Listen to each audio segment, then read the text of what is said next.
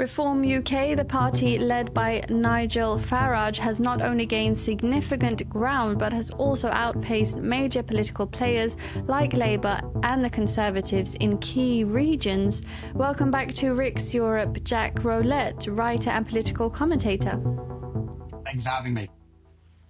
So could you first give us your take on what has driven Reform UK's rise in popularity, particularly also among Conservative voters? Yeah, so I think the big thing, we have to go back to the middle of last year for this, and that's Nigel Farage coming back as leader of Reform UK. He took a break for a few years. He's very popular with lots of Conservative voters. So as long as he was out of the picture, Reform UK were actually struggling a bit. But now that he's back, they are riding high in the polls.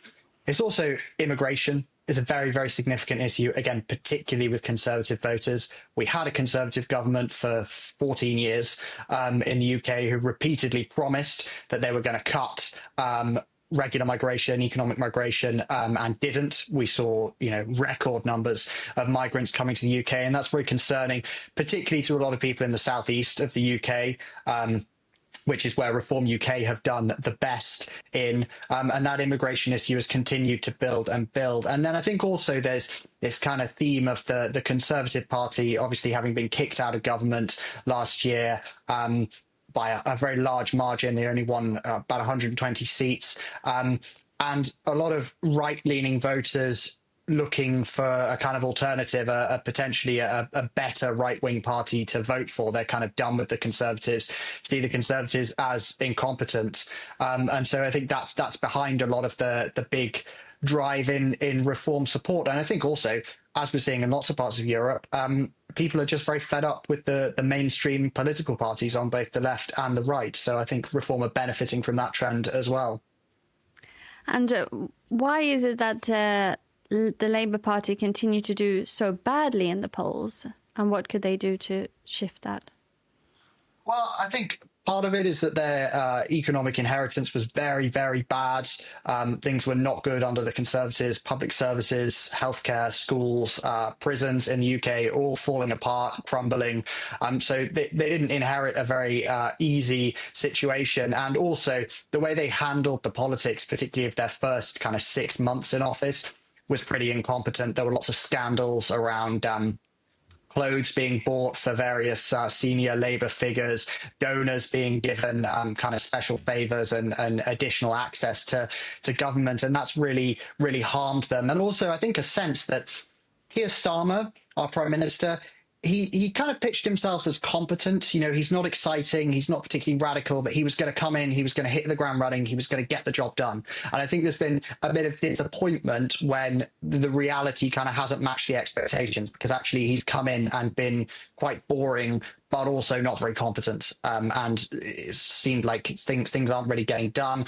And then also, we could look at the budget last year, and Labour, having promised not to rise national insurance, then sort of went back on that pledge, and that's hit them as well. I think in the medium term, what they need to do is just to focus on the economy and to focus on growth. That's the only way the Labour Party gets out of the hole that it's in. And that means building stuff. It means reforming planning. It means hopefully bringing taxes down over the medium term and scrapping regulations that are preventing growth at the moment.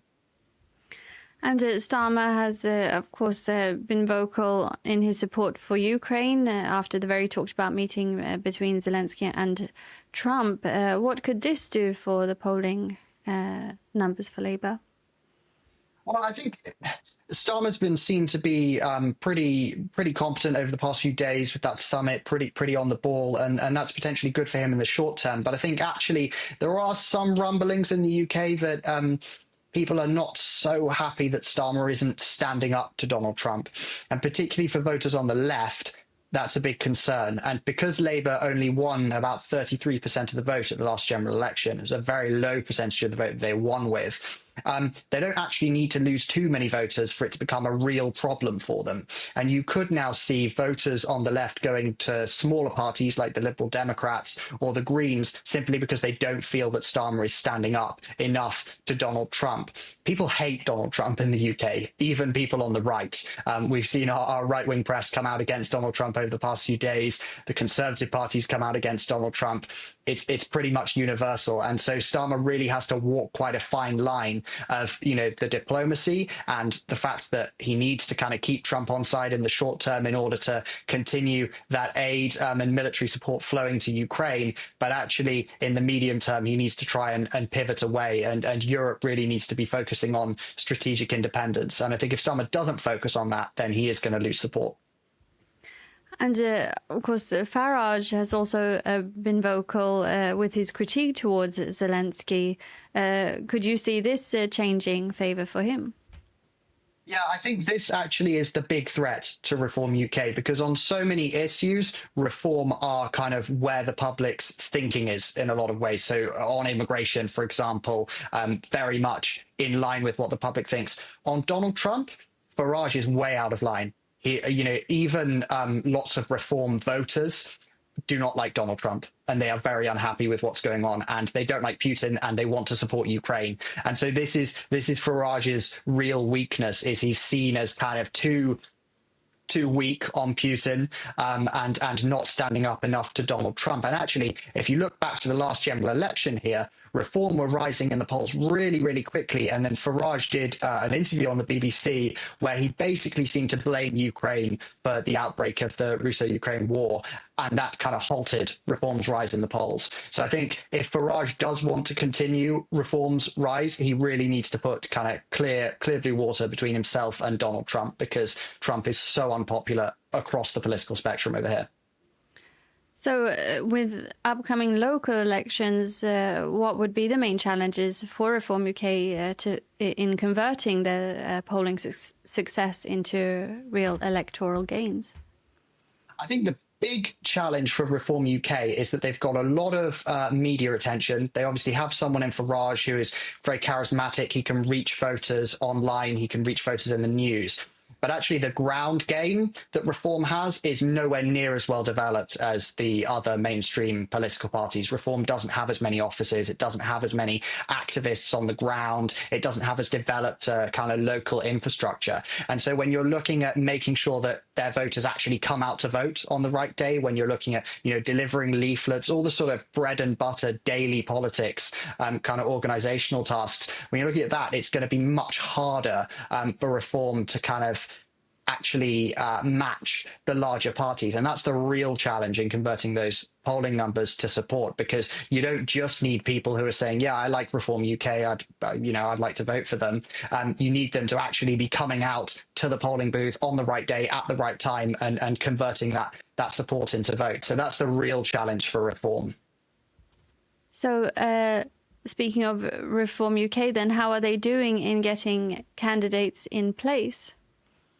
Yeah, so this has been something that's been quite tricky for them. There have been quite a few instances where they've kind of got in place candidates, and then it turns out they haven't vetted or investigated those candidates properly, and they've ended up embarrassing them because they've kind of had a previous track record of, in some cases, criminality.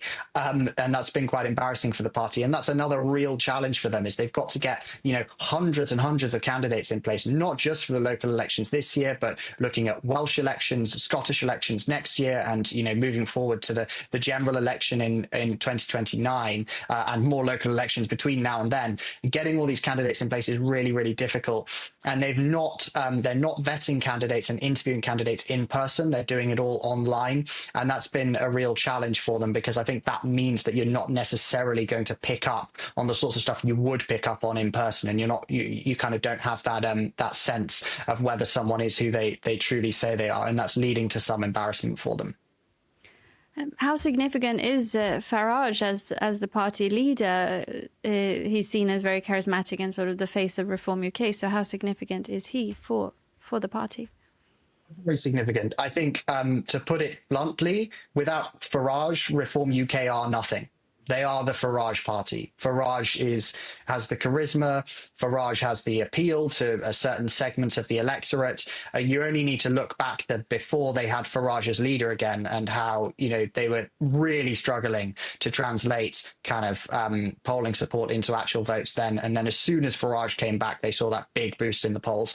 It really is kind of Farage centric, and without him, I'm not sure they could really function. And if you look at previous Farage parties, so if you look at Farage's leadership of UKIP, it did become such a personality cult that as soon as Farage was taken out of the equation, the party just collapsed. Farage likes to really centralize control. He likes parties to be about him. So yeah, without Farage, I don't think Reform UK would be doing anywhere near as well as they're doing at the moment. Thank you very much, Jack Rowlett, writer and political commentator, for your insights. Thank you. And thank you for watching Riks Europe.